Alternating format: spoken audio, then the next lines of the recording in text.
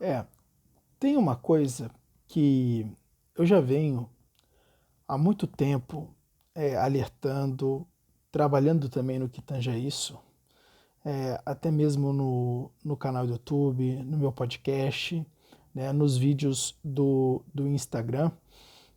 Eu tenho vários vídeos, são vídeos mais antigos, aonde tem um que, inclusive, eu falo sobre um fenômeno que eu identifiquei, que é a supressão da razão. O que é a supressão da razão? Supressão da razão é quando o indivíduo, de uma certa forma, ele não consegue mais utilizar a sua própria razão de modo que ela fique suprimida. E ela é suprimida exatamente pelas associações emocionais que o indivíduo tem a ideias e a situações.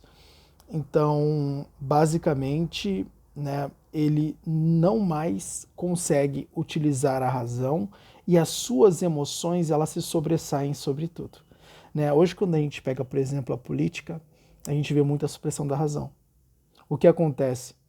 As pessoas elas estão muito emocionadas com direita e esquerda, né? Ah, e a esquerda é tudo para mim, e os de direita, basicamente a direita é tudo para mim.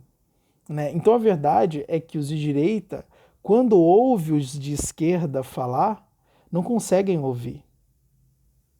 E quando os de direita ouve os de esquerda, ouve os de esquerda falar, né, não conseguem ouvir.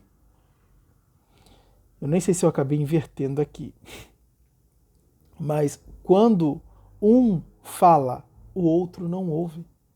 Por que não ouve?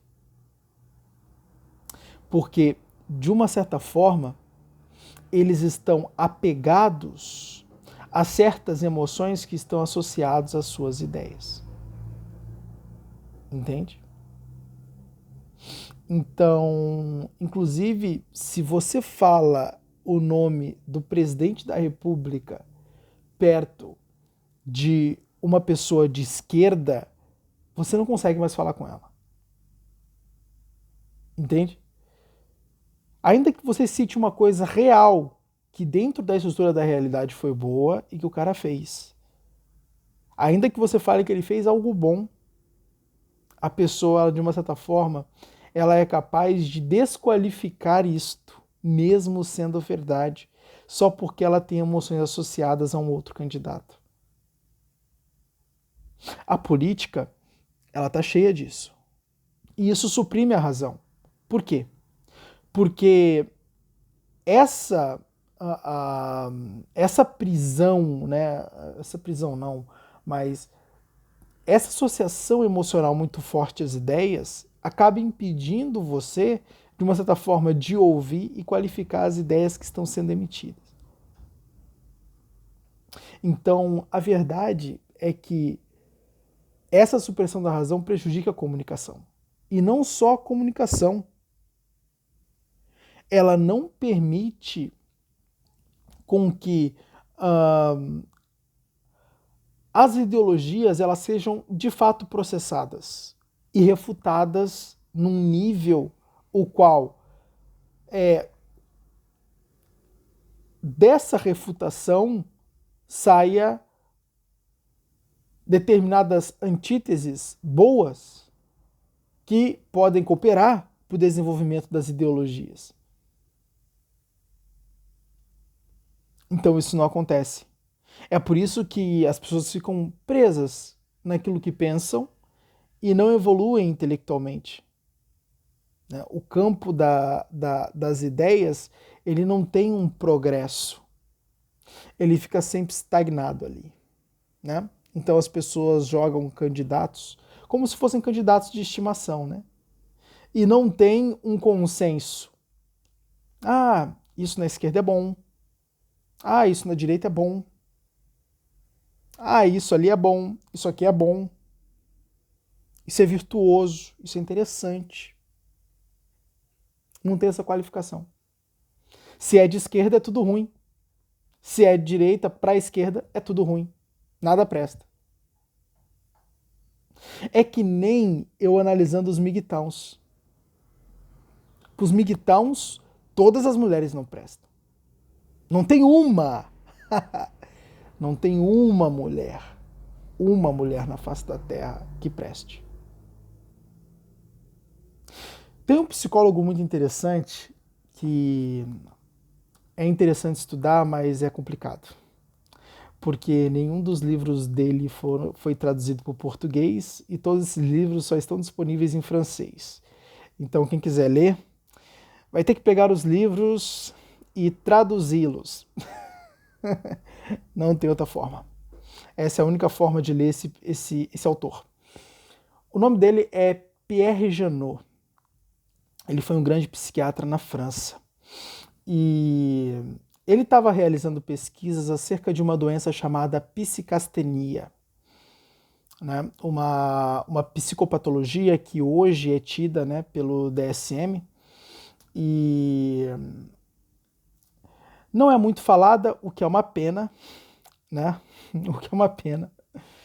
Mas na época, Janot ele estava tendo um progresso muito bom e ele estava percebendo certas coisas que hoje você percebe também na própria sociedade. Como, por exemplo, a perda da função do real. Né? Pierre Janot ele vai definir uma coisa chamada fonction du réel, né? em francês. Fonction du réel.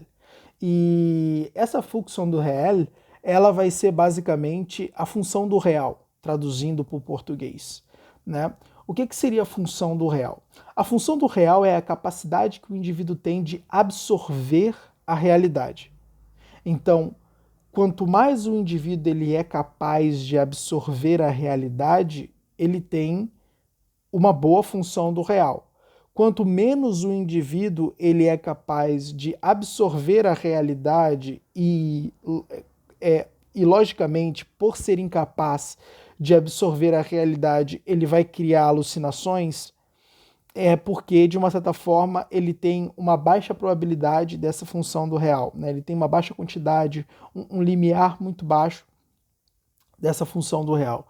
Então, quanto mais a capacidade de absorver a realidade, tomar decisões com base na própria realidade, filtrar a realidade, mais função do real o indivíduo tem.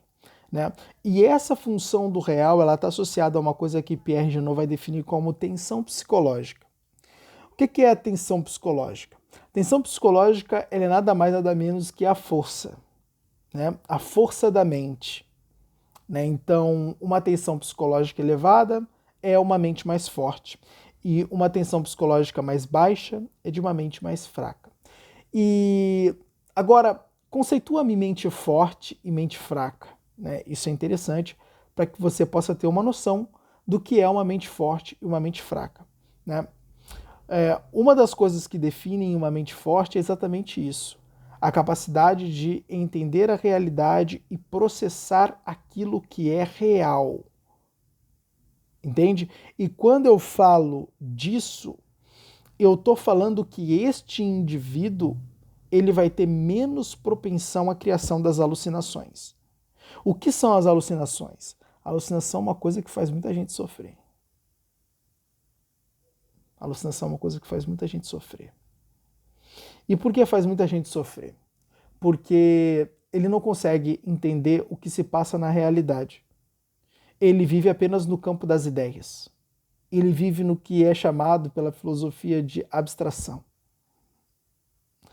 A abstração, a única coisa que a abstração serve é apenas para compreender a realidade. Se a abstração ela for apartada da realidade, já se torna ilusão. Então, quando vários indivíduos, né, por exemplo, que aderem a essa filosofia de MGTOW, eles afirmam que nenhuma mulher presta. Nenhuma mulher presta. Todas as mulheres, elas basicamente são ruins. Né? É o mesmo problema do cara de direita e do cara de esquerda. Né? É o mesmo problema. Nada do que é de direita para o cara de esquerda presta e nada do que é de esquerda para o cara de direita presta. Entende? Então você vê que dentro da sociedade você consegue identificar essa deficiência da função do real, né?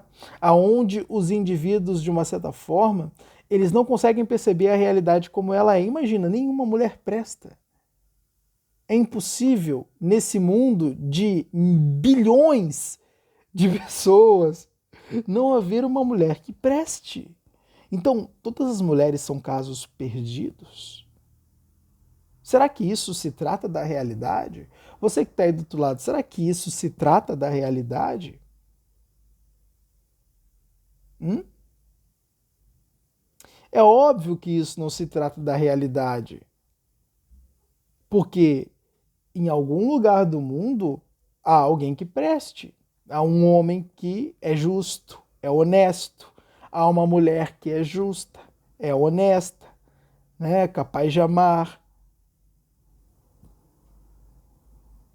Então, essas generalizações, né, a PNL, assim como também a teoria cognitivo-comportamental, na própria psicologia, assim como também a própria filosofia, vai definir, né, os campos que eu mais estudo, que basicamente eu amo, é a psicologia e a filosofia, e você identifica nesses campos que os seres humanos eles sempre tiveram um padrão muito comum a todos eles, né? Que na verdade é uma armadilha, que é a generalização.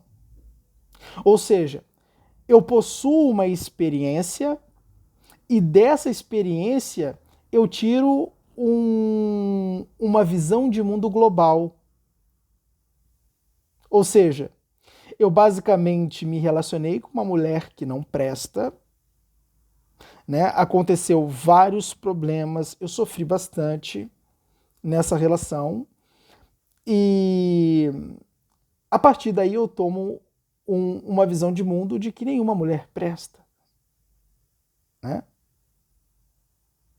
Então, essas generalizações, elas fazem com que a gente não consiga de fato discernir a realidade. Por quê? Porque as coisas não são generalizadas. Entende? Tem um cara que sofre no relacionamento? Tem. Mas em algum lugar desse mundo tem um cara que está indo muito bem. Ele ama a mulher ama ele. Entende? Tem coisas, tem ideias de direitas muito boas? Tem, mas tem ideias de esquerda também que são muito boas. Entende? Certamente tem ideias de esquerda que são muito boas. Entende? Então, às vezes, e eu tenho certeza que dependendo de se você é de direita ou se você é de esquerda, você sentiu uma emoçãozinha aí, né? Quando eu disse que tem ideias de direita muito boas, né? Se você é de esquerda e se você é de direita, você sentiu aí um abalozinho, né? No momento que eu disse, tem ideias de esquerda muito boas. Entende? Gente, isso é muito claro quando dentro do taoísmo você vê o símbolo do yin e do yang. O que basicamente é o símbolo do yin e do yang? Se trata de uma percepção humana.